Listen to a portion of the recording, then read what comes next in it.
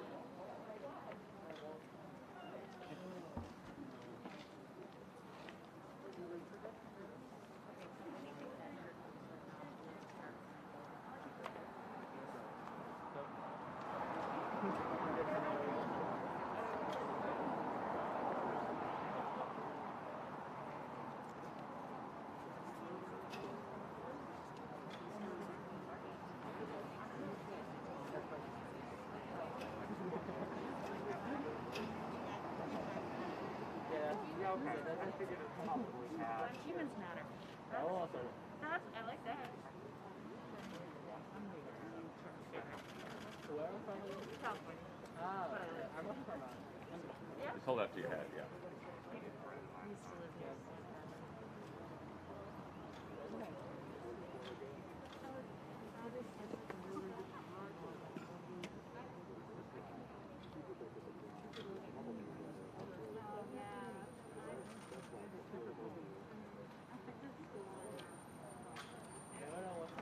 Shot's good? Yeah, you want to look at it? I think it's great. Perfect. All right. All right, we're going to get started. Sorry about closing myself. We're going to get started. Please just know we're going from left to right. And then you're just introducing the next speaker, and then we'll take some questions at the end. I think you're going to get back to the floor? Yeah. Okay, perfect. All right, your show then.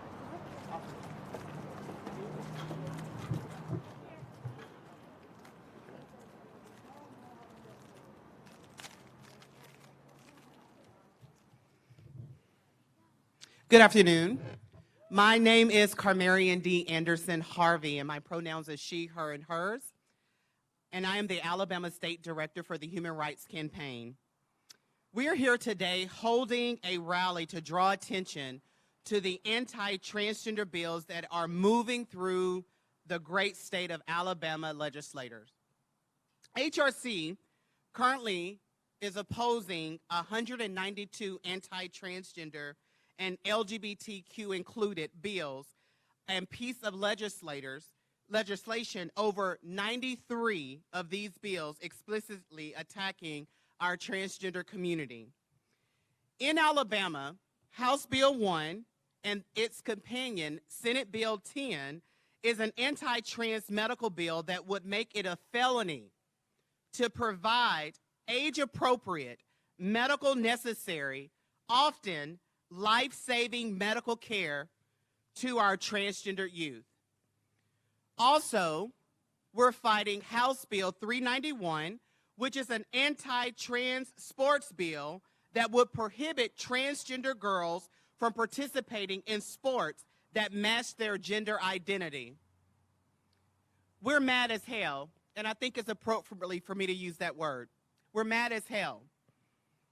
And we continue to see the attacks on our transgender community by anti-LGBTQ politicians just to score political points and to gain political advantage in their next election. These discriminatory bills are being supported by hateful anti-LGBTQ organizations like Alliance Defending Freedom and Eagle Forum. I should have heard boo somehow.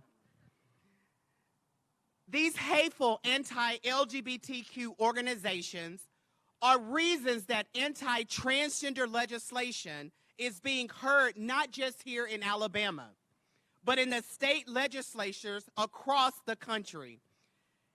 It is an organized national effort and not the will of us who are Alabamians. And legislators should understand that these are not Alabama values. And we will not accept these hateful, these discriminatory, these attacks blatantly done to our Alabamians. So let me be clear. Is your ears open now? Let me be mighty clear that these bills are trying to use fear, not facts. Let me say that again. There's no facts, but just fear. To dive and divide Alabamians just to score political points.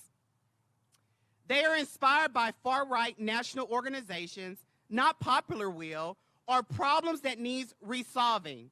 In fact, they are widely unpopular. You watch the news. You're here today. This is unpopular. And if these anti-trans sports bills, such as HB 391, or the medical bills or bans that we are seeing in our legislation, HB 1 and Senate Bill 10, becomes law, it will be a devastating impact on our transgender Alabamians. The disinformation peddled by the proponents of the bills is dangerous, and it is accommodating, and it is going to target and affect health, safety, and the very lives of our transgender youth and adults alike. And that is not an overstatement, and certainly is not an opinion. It's happening here in Alabama, and we're seeing it across America. It is vitally important to recognize that dysphoria, anxiety, depression, and suicide rates increase among transgender when they are denied access to gender-affirming medical care. Can I say that list again? May I? I need to hear some participation. There we go. Dysphoria, anxiety, depression, and suicide rates will increase if transgender youth are denied this important science and evidence-based medical care for their needs. Denying them the chance to be who they are isn't just wrong. It's actually putting these kids in danger. So shame on any politician introducing these hateful, mean-spirited, and discriminatory bills that are anti-American. And shame on any politician who will vote for hateful, mean-spirited, and discriminatory bills that are not anti-Alabama values. LGBTQ Alabamians deserves better than this. And that's why we're here today. And it's going to take all of us, my lesbian, my gay, my bisexual, my queer siblings, people of trans experience, straight allies, Republicans, and Democrats to stand up against this discrimination and say no here in Alabama. Say no in Alabama. Say no in Alabama. Say no in Alabama. Say no in Alabama. Now I would like to introduce our next speaker, no stranger to us, a wonderful ally who actually sits at the table of making these decisions, who advocate and advance LGBTQ bills that is going to see us, hear us, and we appreciate Representative Neil Rafferty for the support that he has provided during his tenure thus far as a lawmaker here in Alabama. He is Alabama House District 54's representative, and I'm pleased to announce that he has joined us to participate, to share with you why it's important that our visibility is seen and that we are in position to oppose these anti-hateful bills that's targeting our trans babies.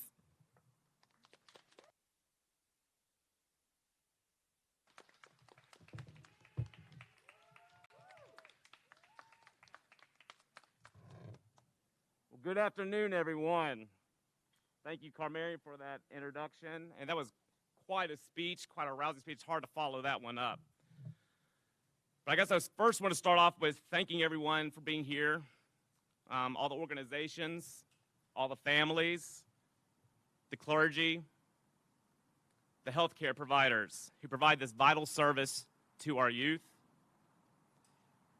and to most of all, to the children and to the youth that we're trying to protect here.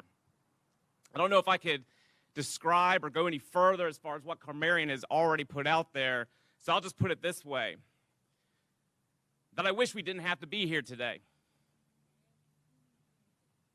I wish we could trust our Alabama families and leave them to do what they know is best for their own children. I wish that instead of focusing on divisive cultural wars and solutions desperately seeking a problem, that we could work together to address the real issues affecting our children in our beautiful state, our home. That's reducing infant mortality, expanding access to health care, ensuring every child has a proper and nurturing education, working to make sure no child in this state goes hungry ever again. These are the issues that are affecting our children. These are the issues that we must stand up and work together and solve. But alas, we are here. And not because we want to be, but because we must be. Because we must be heard, because we must be seen, and we must send our message loud and clear that enough with the demagoguery, enough with the divisiveness, enough of the hate, and leave us alone. So I'm proud to stand here with each and every one of you today as an ally, as an Alabamian, as an American. Thank you, each of you, for having the courage to be here on this day to speak up for all those who call Alabama home.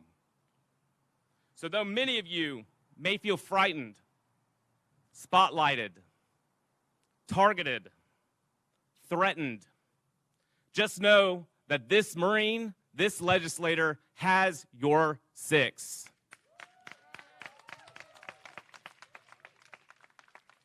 Just know that I see you, that I hear you. And today, make sure you speak loud and clear that this ain't California, this ain't New York, this is Alabama, and this is our home too.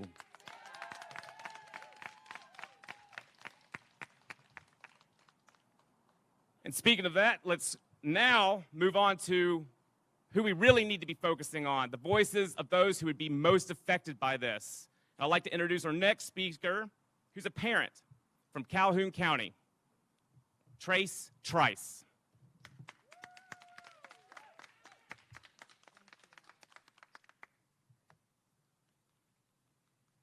Thank you. Hello, I'm Trace Trice, and my pronouns are she, her, hers. I'm a resident of Northeast Alabama, a social worker, and most importantly, the mother of a trans youth. I want to begin this by saying thank you. Thank you for being here. Thank you for listening. Thank you for the tremendous amount of work that is being done to stop HB1 SB 10 and the harm that it will cause. Thank you to the amazing individuals of the trans community who face discrimination and injustice on a daily basis for your vulnerability and your bravery. You face more than your share, and I cannot imagine how difficult it must be. The kindness of the trans community has never ceased to amaze me, and I will always be grateful as your acceptance as an ally.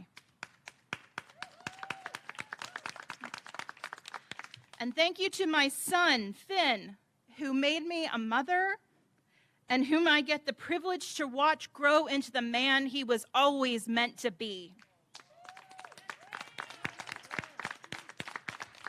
It is an honor to stand before you today.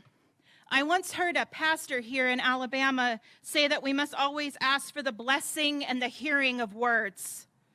because you never know where they'll end up. My hope today is that my words will end up where they can be the most comfort and a challenge to those who look past their misunderstanding and misinformation of the trans community and see that those of us who have the blessing to love and parent a trans youth sincerely only want what's best for them. And what's best for them will forever be unconditional love and radical acceptance. It is crucial that medical decisions for hormonal medical treatment be allowed to stay with those who best understand the need for that treatment. The trans youth, their guardians, and their doctors.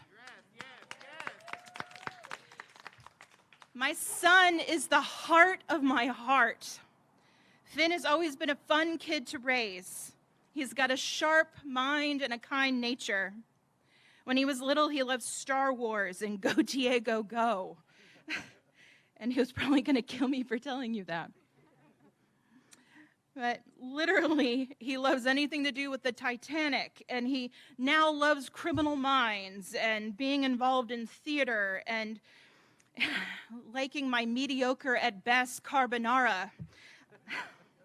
He's learning to play the guitar and how to skateboard, and he's got a wicked sense of humor. There's not a one John Mulaney skit that he doesn't know. I tell you this because I want you to know that my son is like every other Alabama boy.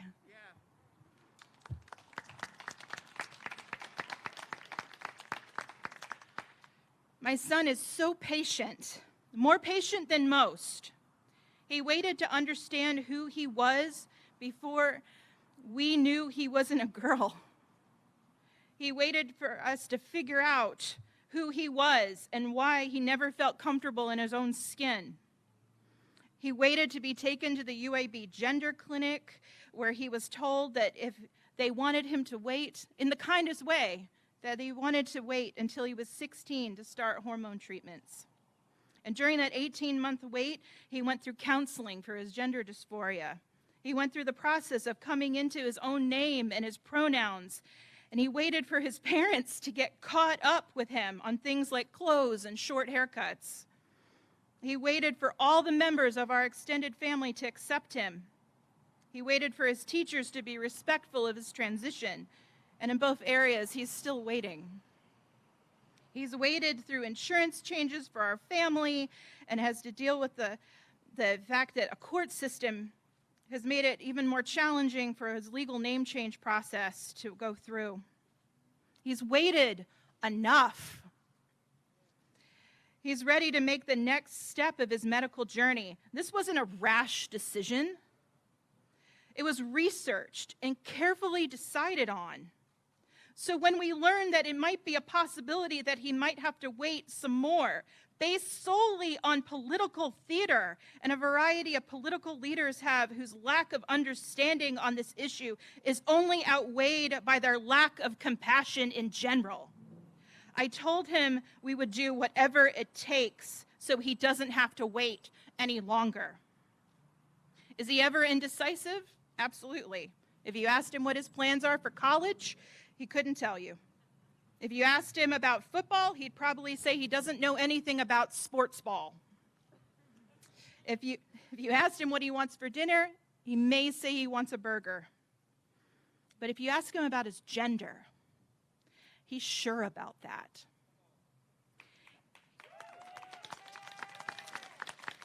He is a boy. He has always been a boy. He was a boy before he knew what trans even meant. He was a boy when he told me that he was one morning in the driveway.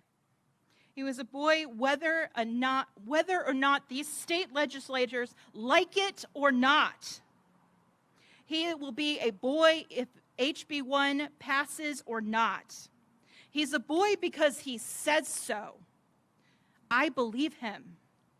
His other parents believe him. His counselor believes him. His doctor believes him. And my son deserves to be given the same opportunities for medical care as anyone else. He has waited enough. Thank you.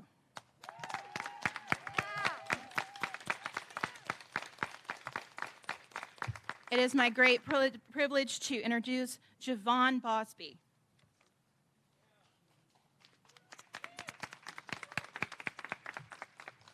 Good afternoon, everyone. Javon Bosby with the ACLU of Alabama. My pronouns are she, her, and hers. And thank you so much, Trace, for that powerful, powerful statement about your son, Finn. Those are the voices that we elevate, and those are the voices that need to be heard. Since the beginning of this legislative session on February 2nd, we have seen lawmakers in this state consistently try to strip citizens of their constitutional rights. SB 10 and HB 1 are yet another example of the Alabama legislature inserting lawmakers into the decisions of transgender youth and their families who have the agency and autonomy to make their own medical decisions. This remains an endemic within the Alabama legislature, and its history of consistently interfering with the rights of families about their personal medical decisions, and simply reinforces the reason why legislatures should be held accountable for unconstitutional laws that are used as a tactic to divert policymakers from the substantive work required of them as public servants.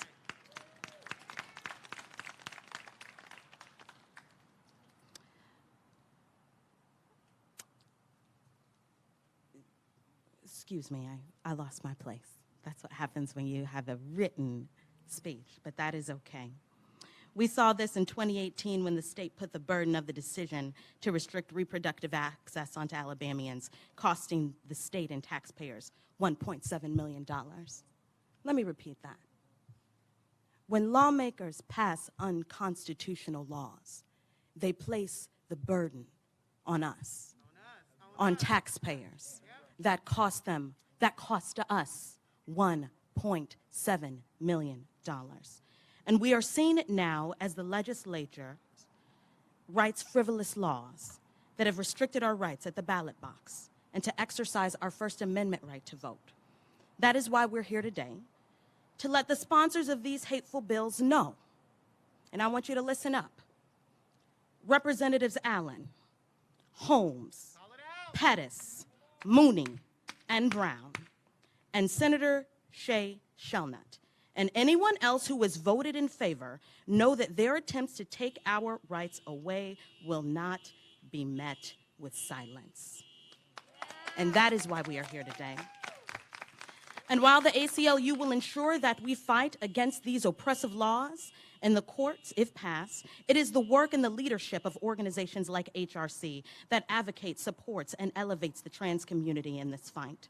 So our charge today is to remain focused and vigilant and organized to protect the rights and affirm the trans community through our collective work to ensure we are working towards a more just, a more equitable, a more inclusive, and a more liberated Alabama. Thank you. And now I have the pleasure of introducing those that we are fighting for right now. 17-year-old Elijah Bai out of Birmingham, Alabama.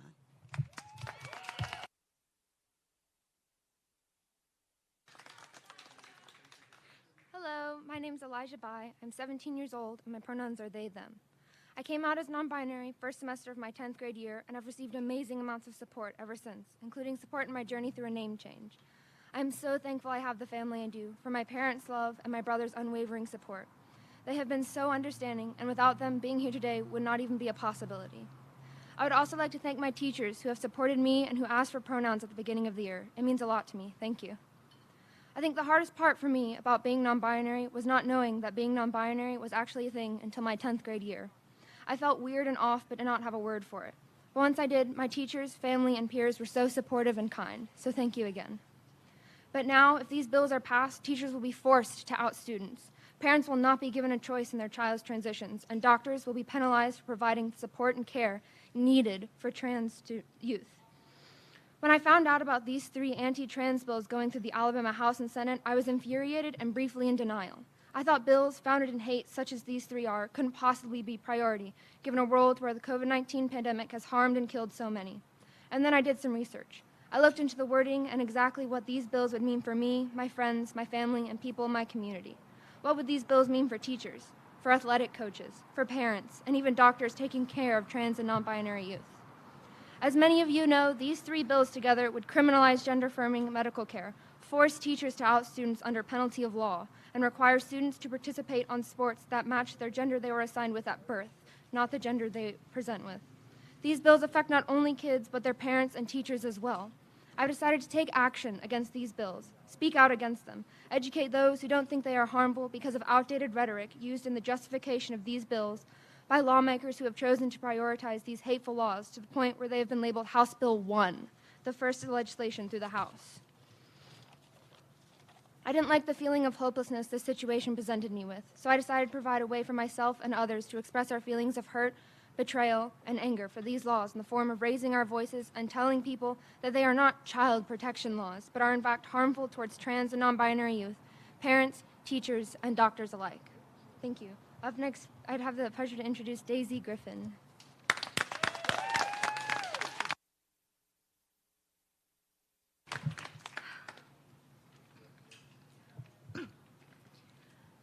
Maya Angelou said, "You do the best you can until you know better, and when you know better, do better."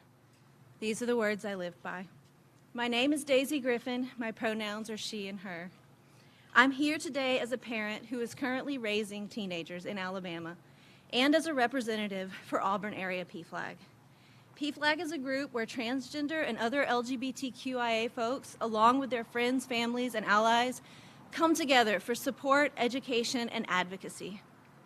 PFLAG has been a huge source of community for me, and so today I come here to speak on behalf of that community. You see, I myself am cisgender, and it wasn't all that long ago that I'd never even met a transgender person that I know of. It was at PFLAG where I met someone who was transgender for the first time that I know of. It's where I became friends with trans people who had lived this experience in their own skin, and it's where I began to learn. I am ashamed to say that before that, the only thing I really knew about transgender people was that the idea of it made me uncomfortable. But you do the best you can until you know better, and when you know better, you do better. Yeah. Now I have good friends who are trans. My children have good friends who are trans. And to be clear, they always did, but now I get to know about it. And those kids can come into my house as their true selves. And let me tell you, these kids know what's going on with these bills, and they are scared of the repercussions. For some of them, school is their only outlet. And if school teachers and counselors are forced to break confidence with these students and out them to unsupportive parents, as is required by SB 10, bad things are going to happen. I also facilitate a group for parents of LGBTQ folks.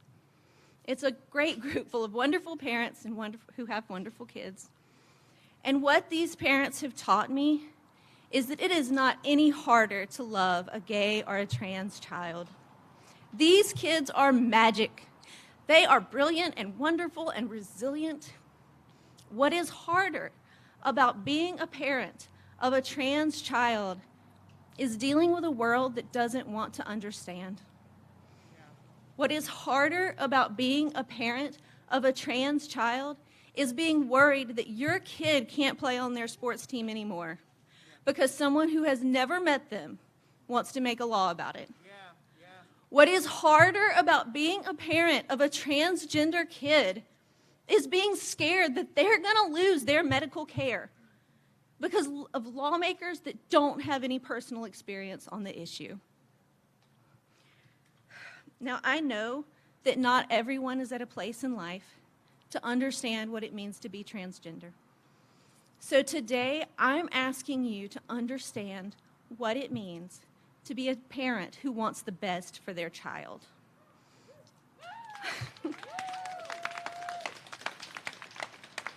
I'm asking you to understand that these bills will affect real people in Alabama. your coworkers, your neighbors, your children's friends. Please do not make life harder for parents of transgender kids in Alabama. Don't let HB 1, SB 10, and HB 391 pass into law. We need to know better, and we need to do better. Thank you. All right, now I'm going to pass the mic to Quentin Bell from TKO.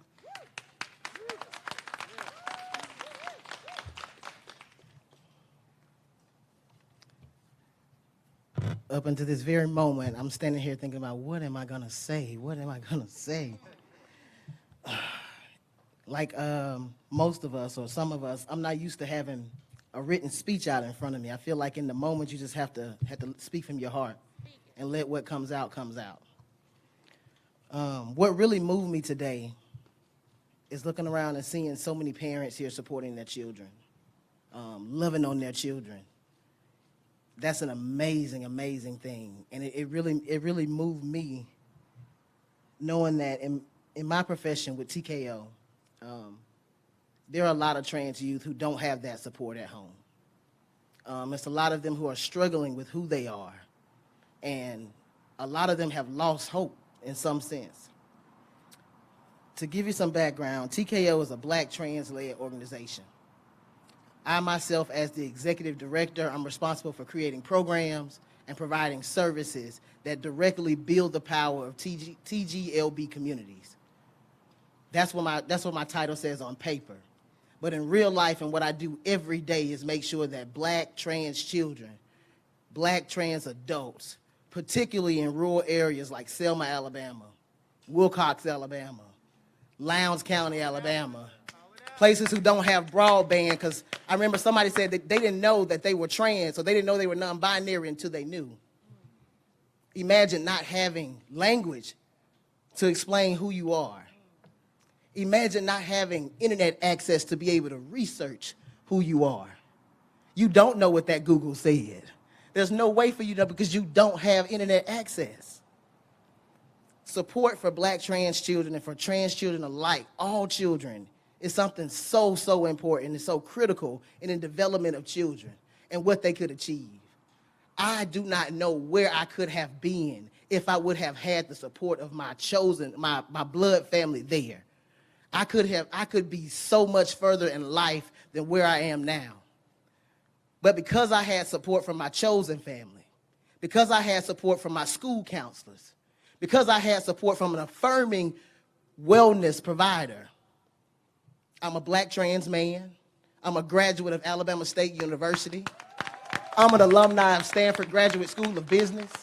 I am Representative Neil Rafferty's Victory Empowerment Fellow for 2021. These are things that I was able to do because I had support from my community when they didn't have resources. When we were sleeping 7 people to a 2-bedroom apartment, having barbecues every week because we didn't have lights. Not because it was fun and the cookouts were the hip things to do, but we knew and understood the process of smoked meat and preservation, and that food could go a little bit longer. And therefore, we had a chance to live a little bit longer, to thrive a little bit harder, to live a little bit more out loud. It wasn't until this moment, not looking at the paper, looking around at everybody here who's to support, seeing and acknowledging and uplifting trans children who very much know who they are. A lot of times the work that happens, the good work that happens in Alabama gets overshadowed by all of the negativity that is good for the media. But let me tell you what is happening in Alabama. There are 2 Black trans-led organizations in Alabama on the grounds in their communities. Tate Resource Center in Birmingham is on the ground in their community. TKO Society, we are on the ground in our community. We make sure that our babies have access to resources, everything from name and gender marker changes down to budgeting and credit repair, credit education. We make sure people who have never had the stability of having wellness and routine care, they don't have to worry about those things and they never see a bill. Our people, supporting your children, let me tell you what that does. Supporting your children now while they're young, it uplifts a lot of generational trauma so that not having to start from zero every generation. Support your trans children now so that this is not something they have to worry about in the future, and so that their children's children won't have to live in the world and fight the same battles that we're fighting. There is no justification that you can give me why a child who needs health care should be denied when it's readily available. I know I'm getting a little bit older, but the young kids say, make it make sense. Make it make sense. Because I don't understand. But I do understand the experience of going without. I was raised in a small town, 15 miles outside of Selma, Alabama. I was raised in Orville, Alabama, by a single mother and a house full of strong black women who taught me that I determine my worth. That I determine my worth. Nobody else can put a value on you. I determine my worth. Growing up there with my mother had 2 open heart surgeries. We were on a fixed income. And she fought every day so I could have access. My mother's a black cisgender woman who doesn't understand what transgender means.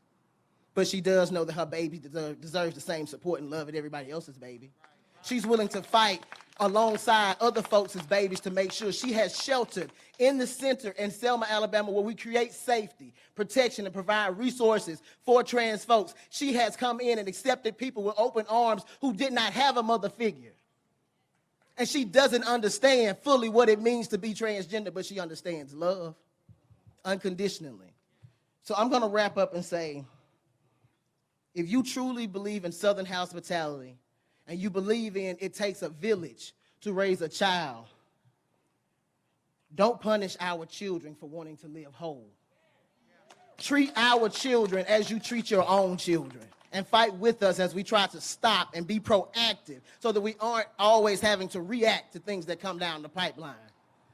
I'm going to wrap it up. We have a lot of speakers. I'm going to wrap it up, but thank you for your time. And I want to turn the mic over to Dr. Amy Upton.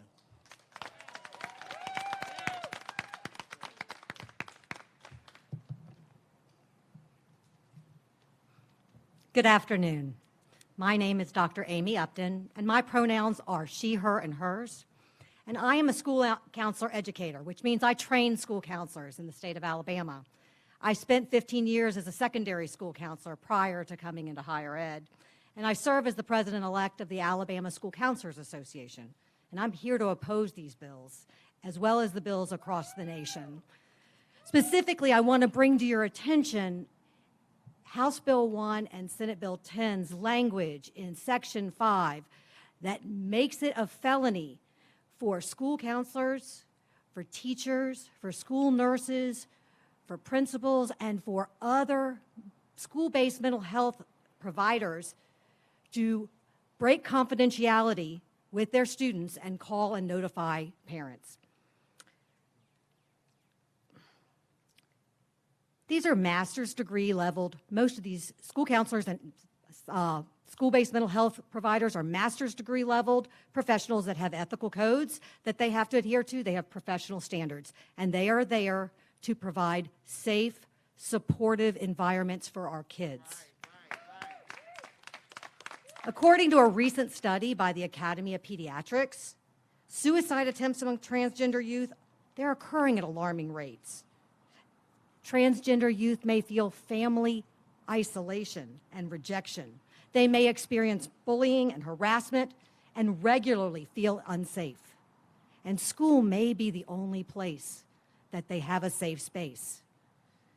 It may be the only place that they assume they have a trusted adult that they can talk to in their nurse, their school counselor, or even their teacher. These school-based mental health providers and school counselors will have to make a decision to risk their licenses and certifications as well as legal consequences in order to protect their children. If this bill were to pass, school counselors would be legally obligated to break confidentiality for this vulnerable population of students. They're already at a disproportionate risk from anxiety, depression, suicide, and homelessness, and not only would be forced to not help them, but to cause them harm. The message this bill would convey to students who identify as transgender or who are exploring their gender identity is that they are valued less than their peers and that there is no safe place for them, no trusted adult to talk to. All students deserve to feel like they add value to their school, to their community, and to the state of Alabama. It is the role and ethical responsibility of school counselors to affirm all students' values and create an environment where they feel safe. School counselors need to be able to perform the work they were trained to do while ensuring the safety and healthy development of all students, including transgender and gender-expansive students. They should not be placed in a position that they could potentially lose their licenses or certifications or be charged with a felony because they choose to take care of their kids. It's for these reasons and many more that I am here today to oppose House Bill 1, Senate Bill 10, House Bill 391, and all the other bills across the nation. But this bill in particular is in opposition of the school counselor's ethical and professional standards and is dangerous for an already at-risk student population. I really appreciate you letting me be here today. Let our teachers, our school counselors, our mental health counselors, our school-based nurses, and our families support the kids in the way that they need to be supported, where they're safe. I'd like to introduce Vanessa Tate Finley to come up and speak with you.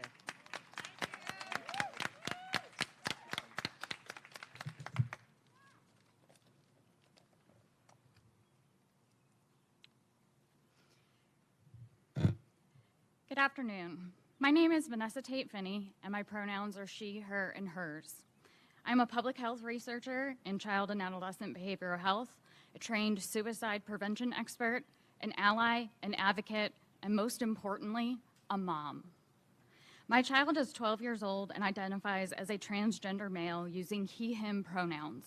I am here today to protect my child from HB1 SB10, the bill that would criminalize gender-affirming medical care. I am also here to protect the estimated 22,000 transgender youth in the state of Alabama. My child is sarcastic, intelligent, empathetic, thoughtful, and wears his heart on his sleeve. Our story begins a little over a year ago when my son was almost 11 years old, and he posted several posts on TikTok apologizing for being a bad friend and expressing suicidal ideation. Just as any parent would, my husband and I asked him what the source of these posts were and if he was feeling or thinking about suicide. His primary response was one of shame and embarrassment.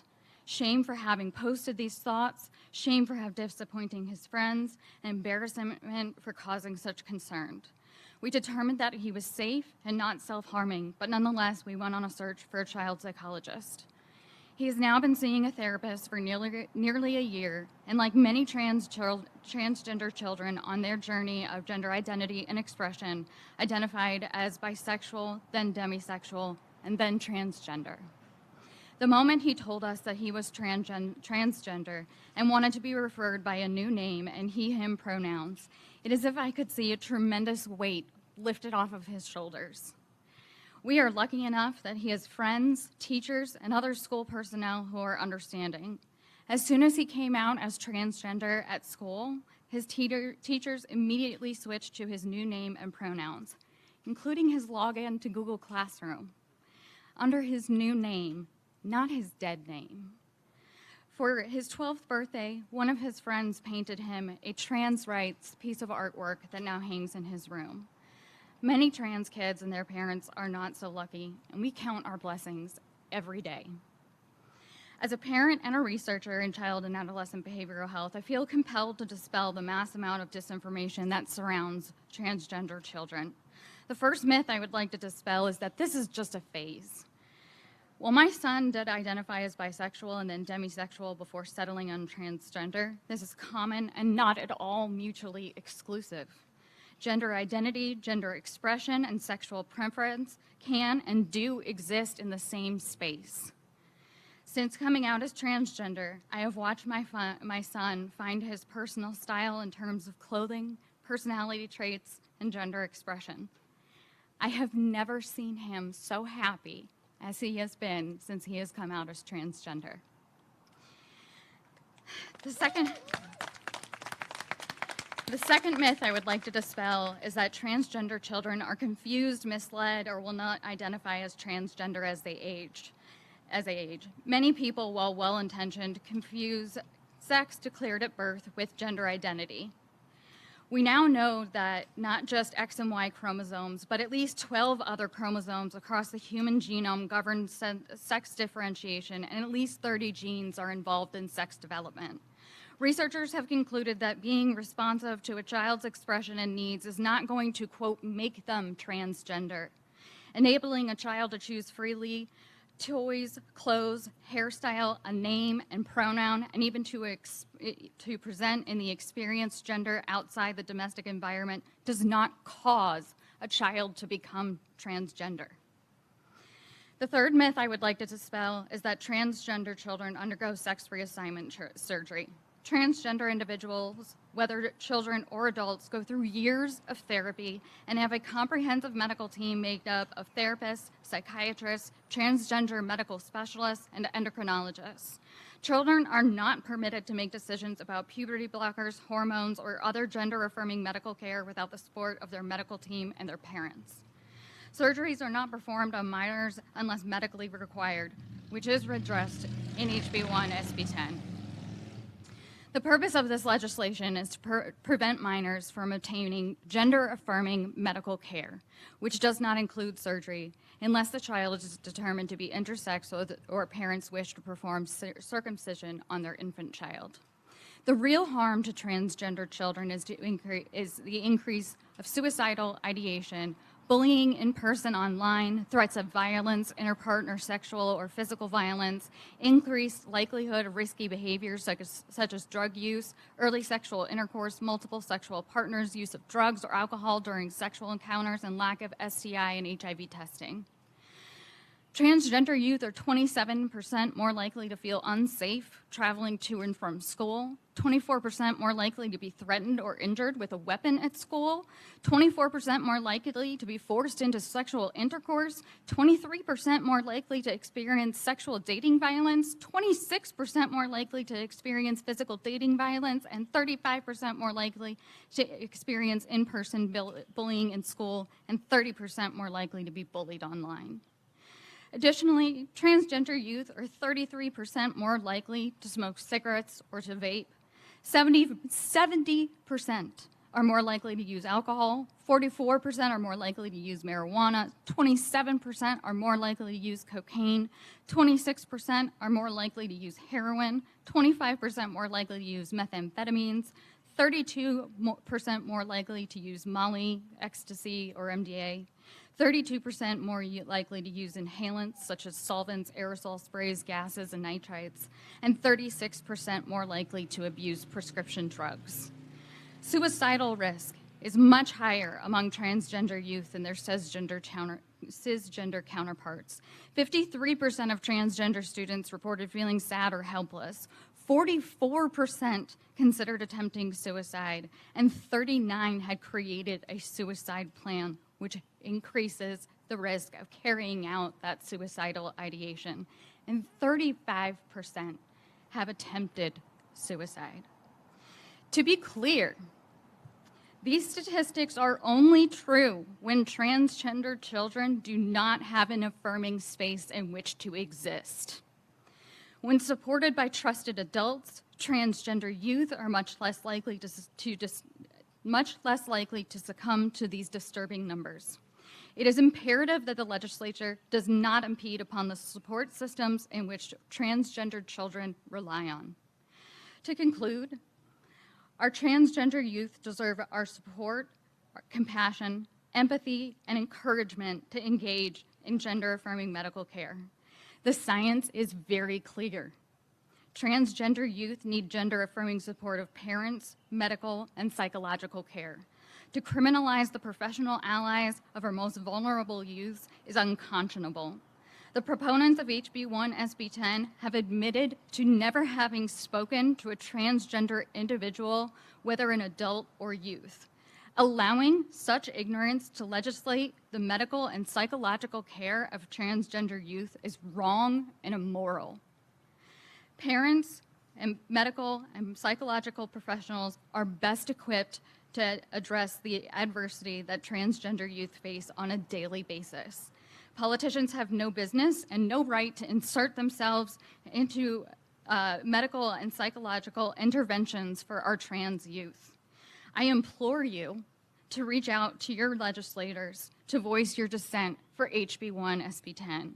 For lawmakers to use the cover of protecting Alabama youth is at most disingenuous and at worst endangers the lives of truly the most vulnerable youths in Alabama. Thank you for your time and taking the time to listen to the individuals, families, and professionals who are most impacted by these set of bills. It is now my privilege to introduce the Reverend David Chatel.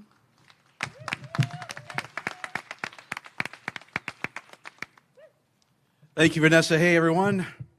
You feeling all right? Okay, take a second to shake off your legs and your arms. We've been out here for a minute. I know the sun is relentless, but it's a good opportunity to be inspired about what kind of pressure is required to affect change in these situations. My name is David Chatel. I'm a priest in the Episcopal Church here in Alabama. That's right, Episcopals represent. I'm humbled to stand before you today to register my absolute disagreement with and deep level of concern over the content and potential impact of HB1 and SB10. As an Episcopal priest, I'm charged often with the spiritual and practical care of many diverse individuals. And a big part of this process is voicing for people who have no voice, being a voice for people who oftentimes are not heard. And that is especially true in times where their rights are threatened. And unfortunately, this is one of those times. One of the sponsors of this bill has been quoted as saying, "It is our responsibility as lawmakers to do all we can to keep our children out of harm's way." Well, ironically, if these bills become law, the enforcement will no doubt place scores of Alabama trans youth, their families, and other trans professionals in tragic and overwhelmingly difficult positions. Physical, mental health professionals, social workers, social justice and human rights advocates, and trans youth and their families have come together in a unified voice to call our lawmakers in Alabama to accountability. It is clear that the scientific evidence supports a rejection of these bills outright. But make no mistake, the issue at hand is that these bills limit and potentially criminalize parts of our right to life, liberty, and the pursuit of happiness.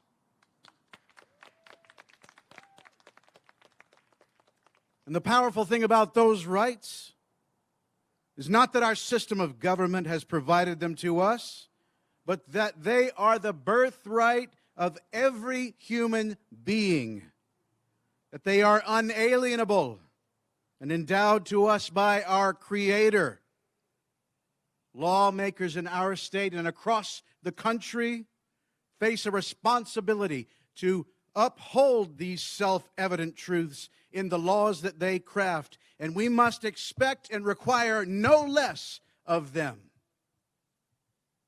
Alabama has a long history of playing host to the struggle for human rights to be recognized and upheld, and far too many times, hindsight has shown our state to be on the wrong side of history.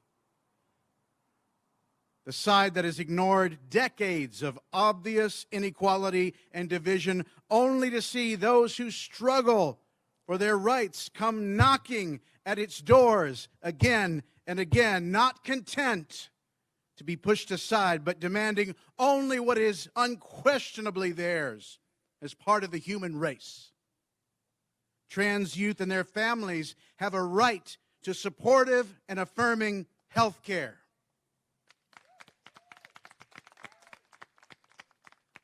To deny this care to someone because of their gender or sexual identity is overreaching and unconstitutional, but it is also cruel.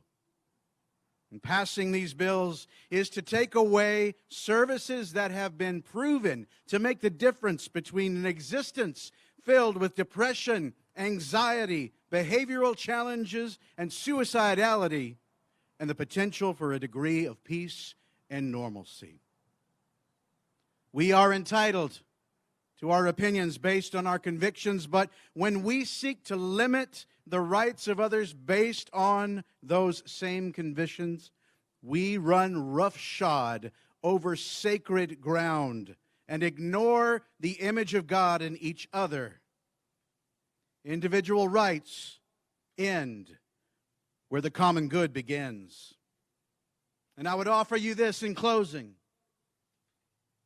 At best, these bills are not in the interest of trans youth in Alabama, and at worst, they are an assault on the sacred God-given rights of trans youth and their families, and as such, they are an attack on the rights of us all.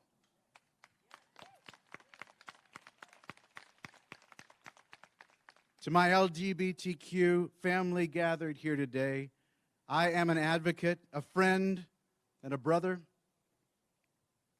You have many clergy and lay people in the Episcopal Church who feel the same. You are worthy of love, respect, and care, but you don't need me or anyone else to tell you that for it to be true. It is true by the very fact that you exist. And now may the blessing of the all-loving God be upon you this day and remain with you always. Amen. I'd like to introduce Olivia Cooper to the podium next. I'm short. Hi. Hey, y'all. Y'all means all, huh?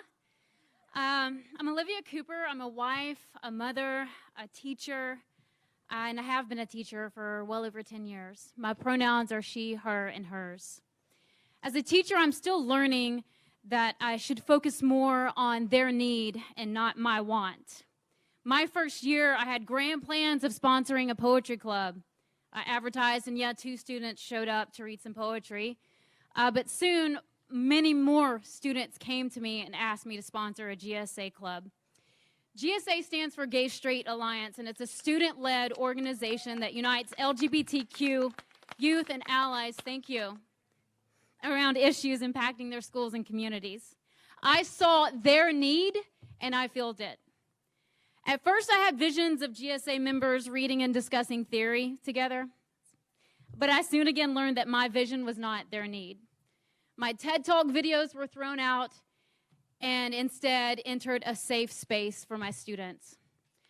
They needed a safe space to discuss themselves, to discuss their worries, their fears, their hopes, a safe space to feel accepted, to be goofy, to just eat Doritos and be free.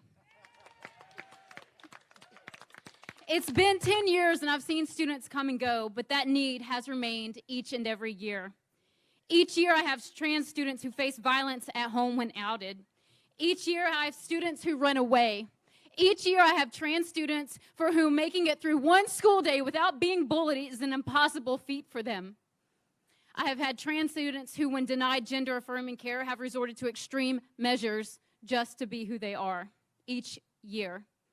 They are not going away. They cannot be legislated away. Guys, it's not their gender nonconformity that makes them vulnerable. It is our refusal to accept them for who they are which makes them so. It is in our acceptance that they will find and feel compassion. It is in our acceptance that we will show compassion. Trans students still need a safe space, a space when they are fully human, a just space. These bills criminalize that space. These bills criminalize me for providing it to them. I am not a criminal. I am their teacher. I am empathetic. I am loving. My love for my students cannot be legislated away. I'd like to end by speaking briefly about my son. When I told my 9-year-old son that I was speaking here today about my trans students, his reaction shocked me. "Mom, I'm afraid someone is going to come after you for speaking out." I had to console him. He's 9. He is also a native of Alabama and has been taught our history. We don't have long, but I want you to take just a second and consider what is implied in our history. Now take a moment and think about the impact on our children of the continuation of our history of discrimination. My heart breaks for my students, our children, my son, my daughter. What kind of world are we building for them? My son had one more question. "Mom, why would anyone hate another person that God made as they are?" And I told him that God has compassion on all, and God has made, and that God is good to all. And we're just waiting for everyone else to fully understand that. I'm a teacher, and we are known for our patience. But when I look at my children, all of them, my 2 at home, and my 150 that I have every year, I understand that the sooner that we stand on the side of love and the sooner that we are all fully human, the less vulnerable that they really are and the more compassionate that we will really be. This is the need, my fellow Alabamians, not a want. Learn with me.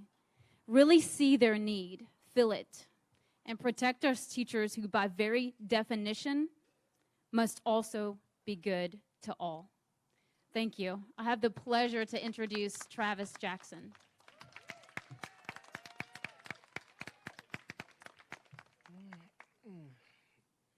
First of all, it's an honor to be amongst you all. You all are history makers. Don't let nobody rob you of your confidence. I'm not going to be here. I'm not going to be on the microphone that long, but I would just like to share something. These bills are hypocrisy towards our democracy. These bills will increase suicide. These bills will increase other hate crimes towards our wonderful, wonderful history makers, the transgender people. My name is Travis Jackson. I am a concerned bisexual Iraq veteran. I fought for the rights for you all to be out here to stand up against our hypocrisy democracy. I'm also a co-founder of Montgomery Pride United, which is based out of here in Montgomery, Alabama. I'm also a reproductive clinic volunteer. Their body, their choice, their business. And I'm also a Black Lives Matter activist for Central Alabama. Because all lives can't matter until Black Lives Matter, and that includes Black trans lives. And I'm also a suicide attempt survivor. So I understand the effects of these bills. These transgender affirming medical care allows transgender children and youth to feel protected and self-confident. When this form of medical care is criminalized through anti-transgender bills, such as HB 1, SB 10, and HB 391, there are many jeopardies at stake towards the transgender youth. One of these is the increase in mental health conditions. These include eating and anxiety disorders, chronic fatigue, nightmares, flashbacks, and most of all, PTSD or post-traumatic stress disorder. Another danger to criminalizing trans-affirming medical care and transgender athleticism is extreme suicidal ideation and attempt. A year ago, sadly, I lost a transgender friend to suicide. A few weeks before she passed away, she discussed the importance of transgender healthcare access in the Deep South.